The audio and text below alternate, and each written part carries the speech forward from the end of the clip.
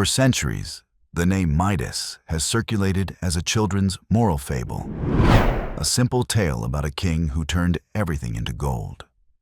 But this simplification obscures the existence of a real ruler, active in the 8th century BC, whose life was marked by calculated political decisions, mounting internal tensions, and an abrupt end brought about by the collapse of his state structure. The distortion began in late antiquity, when Greek writers reinterpreted historical events through symbols. What for them was a metaphor for excessive wealth was transformed over the centuries into a fantastical myth. But at its core remains a concrete figure, a leader mentioned in Assyrian records as Midas of the Mushki, identified by modern historians as Midas of Phrygia. Assyrian sources describe him as an influential ruler, involved in diplomatic and military conflicts. Early Greek references, on the other hand, mention him as an extremely wealthy king, without yet associating him with supernatural elements. Archaeology completed the picture. Excavations in Gordion, his capital, revealed administrative structures, elite tombs, fires associated with a violent attack, and material remains that confirm a stable, organized, and economically prosperous kingdom before its destruction. This documentary does not reproduce legends. It reconstructs, piece by piece, the trajectory of a man whose name was distorted by literature, but whose historical presence is undeniable. To understand Midas, it is necessary to first understand the territory he ruled.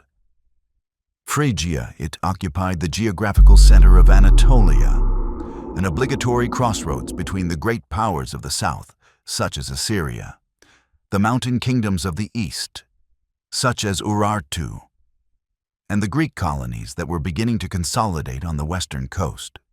It was not a fantastical or exceptional kingdom. It was a state that prospered thanks to its strategic location.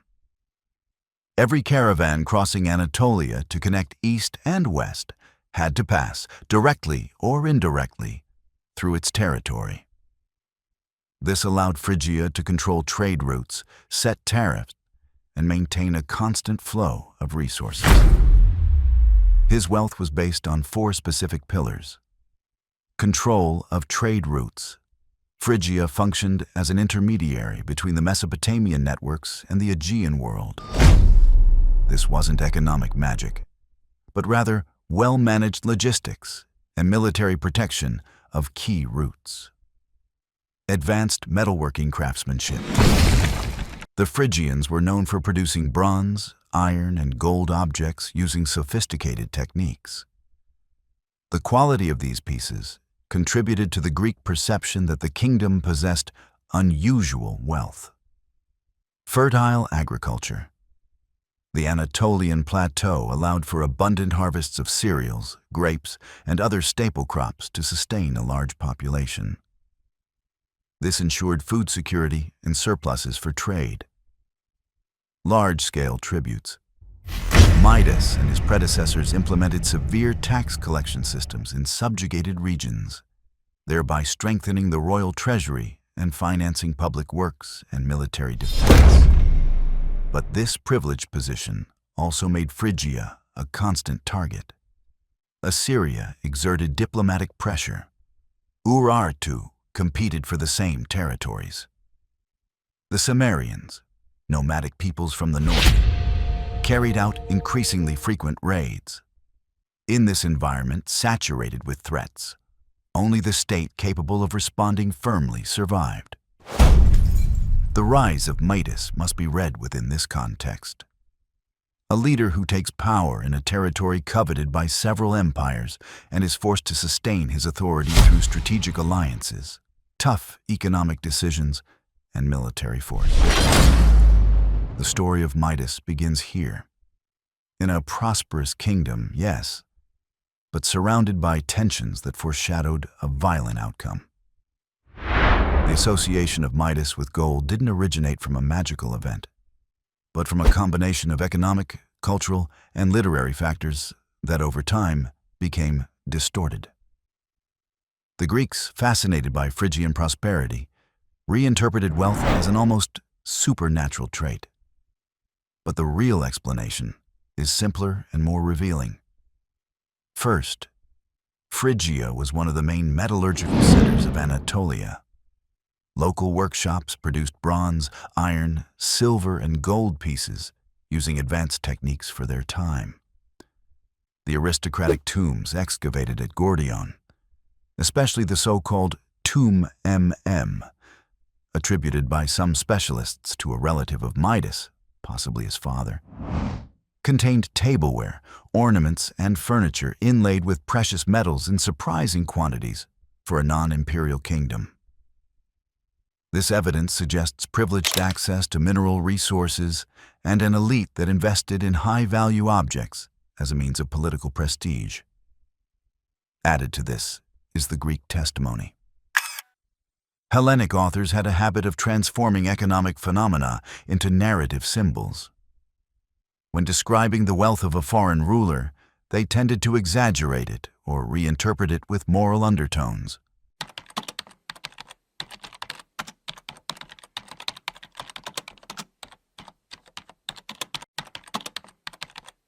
The story of the king who turns everything to gold already appears in literature as a commentary on excessive accumulation, not as a real event. It was a way of reflecting on the dangers of greed, not a historical record. Another important element is the very origin of the gold. Some Phrygian mountains and nearby regions were rich in minerals. Archaeological evidence has shown that routes existed connecting mining deposits in western Anatolia with Gordion. For the Greeks, who were not experts in the geology of inland Anatolia, the abundance of gold in Phrygia seemed inexplicable, and the easiest way to explain it was to attribute it to an exceptionally fortunate king. Over time, symbolic narratives replaced facts. What began as an economic observation, "This kingdom is very rich in metals," became a moral metaphor. This king turns everything he touches into gold. The historical version is more sober, but also more coherent. Midas didn't produce gold through magic. He did so through trade, mining, metallurgy, and tribute. Everything else was later cultural interpretation. The reign of Midas was neither an idyllic period nor an isolated case of ancient prosperity. It was an administration marked by calculated decisions, constant external pressures, and an internal structure that depended on a fragile balance. Understanding Midas's politics involves observing how an Anatolian state functioned in an era of regional tensions. From the outset, Midas faced a central challenge: maintaining the cohesion of a kingdom that was economically prosperous but lacked the military strength of its neighbors. Unlike Assyria or Urartu, Phrygia did not possess large professional armies. Its stability depended on local alliances, negotiated loyalties, and the ability to respond quickly to regional threats. To maintain control, Midas implemented several strategies recognizable in the archaeological record and in the urban structure of Gordion. Administrative centralization. The areas surrounding the palace were fortified, and buildings that served as warehouses, workshops, and control centers were expanded. This reorganization indicates an increased concentration of power and stricter control over the production and distribution of goods. 2. Increased taxes and economic control. The resources flowing into Gordion were used to reinforce walls, pay mercenaries, and finance public works. However, this system put pressure on outlying regions, generating tensions with rural communities that saw their obligations increase without receiving equivalent benefits. 3. Flexible diplomatic alliances. Midas maintained an unstable relationship with Assyria, sometimes allying himself with its enemies, and at other times negotiating to avoid direct confrontations. This practice was common in Anatolia, but it increased the risks. Any diplomatic misstep could make Phrygia a military target. 4. Response to the nomadic threat. To the north, the Cimmerians were carrying out increasingly aggressive raids. Midas reinforced some fortifications and organized local contingents. But the pressure from these nomadic peoples, swift, mobile, and difficult to stop, represented a military challenge that exceeded Phrygian capabilities. Within the kingdom, inequality was evident. The elite concentrated luxury, while the economic base depended on farmers, artisans, and tax collectors who bore much of the state's financial burden. Wealth, seen from the outside as a symbol of power, was in reality a system that generated internal tensions and demanded precise management to avoid collapse. Midas's policies were effective as long as external threats remained under control. But the kingdom was built on a vulnerable foundation. Exposed trade routes, pressure from neighboring powers, and a society dependent on a constant flow of resources. When that stability broke down, and it soon would, the kingdom would lack the necessary resources to respond. For modern historians, the myth of the gold associated with Midas did not originate from a supernatural power, but from a precise combination of economic, geographical, and political factors that marked Phrygia at its peak. First, the region ruled by Midas was rich in minerals, especially alluvial gold deposits from the Pactolus River in Lydia. Greek merchants, unfamiliar with local smelting and refining processes, observed the abundance of metals and began to exaggerate it in tales that circulated throughout the Mediterranean. Midas's name, due to his position as supreme ruler, became automatically associated with this wealth. Furthermore, Phrygian religious practices contributed to the spread of the myth. The gold offerings in honor of the goddess Cybele impressed foreign visitors, who recounted how Midas seemed to turn any ceremonial object into pieces of precious metal. For the Greeks, eager for moralizing stories, this quickly transformed into the idea that the king turned everything he touched into gold.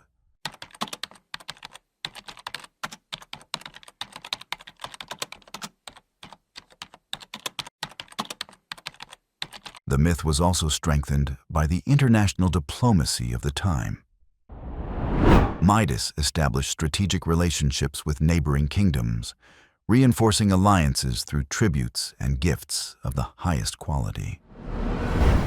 These presents, which traveled to Greece, Assyria, and Lydia, further fueled the legend of the king whose court seemed to overflow with gold. Thus, the story of the Golden Touch did not originate from an internal Phrygian belief, but from a foreign perception magnified by trade, politics, and the need of Mediterranean peoples to create metaphors about ambition and excess. Unlike the mythical figure, the historical Midas faced enormous challenges to keep Phrygia together. A kingdom made up of diverse tribes that required balance, authority, and constant negotiations. From his rise to power, Midas consolidated a strong monarchy. He reorganized the administration, promoted the construction of fortifications, and fostered a cultural identity based on the Phrygian language and the kingdom's own religious rituals. His objective was clear: to stabilize a territory that until then had functioned with scattered tribal structures. Although the figure of the goddess Cybele unified the kingdom, it also generated internal conflicts. The more radical ritual practices, which included symbolic sacrifices and mass events influenced by itinerant priests, worried sectors of the aristocracy who sought a more rational government, less dependent on religious power. Midas was constantly forced to mediate between the two groups: the nobility, who demanded order and centralization, and the priests of Cybele, who defended age-old traditions and wielded strong popular influence. Phrygia was surrounded by rising powers. To the east, the Assyrian Empire watched with concern the strengthening of small but strategic kingdoms. To the west, the Lydians were emerging, seeking to control trade routes and dominate the flow of gold from the Pactolus River. To balance these tensions, Midas opted for an active diplomatic policy, sending embassies, signing agreements, and maintaining defensive alliances. However, each of these decisions generated internal tensions. Some of the nobility felt the king was giving in too much. Others believed it was necessary for the kingdom's survival. For much of his reign, Phrygia experienced a period of prosperity. The arts, metallurgy, and trade flourished. But at the same time, this prosperity created impossible expectations for a kingdom that lacked an invincible army and unlimited resources. As external pressure increased, especially from Lydia, Midas began to make increasingly risky decisions, trying to maintain the kingdom's independence at all costs. Towards the end of the 8th century BC, Midas's reign entered a dark and irreversible phase. Phrygia, which had become a central power in Anatolia, began to crumble due to a lethal combination of external enemies and internal fractures. While Midas struggled to maintain his kingdom, Lydia was rising to power. They controlled the Pactolus gold, dominated trade routes, and were beginning to contest territories that had been Phrygian for decades. Midas sought support from Assyria, but the help never arrived in time. Phrygia was beginning to find itself isolated. The nobility questioned the high military costs, the priests rejected the growing foreign influence, the border areas demanded immediate protection. Midas responded by increasing taxes and reorganizing the army, but these measures only increased the pressure. The kingdom was weary and divided. The real tragedy came from the north. The Cimmerians, swift, brutal, nomadic warriors, burst into Anatolia seeking plunder and territory. Their advance was devastating. Phrygia became their next target. Around 695 BC, the Cimmerians captured Gordion. They stormed in, burning neighborhoods, looting temples, and destroying the defenses Midas had tried to reinforce. The heart of the kingdom collapsed in a matter of days. Sources agree that, faced with the total collapse of his kingdom, Midas made a final and radical decision: to end his life rather than see his legacy completely erased. It was not an act of greed, as the children's legend portrays it. It was the reaction of a ruler who saw everything he had built crumble. With Gordion reduced to ruins, Phrygia ceased to exist as an independent state. Lydia would later absorb its territories, while the figure of Midas began its transformation, from real king to mythical character.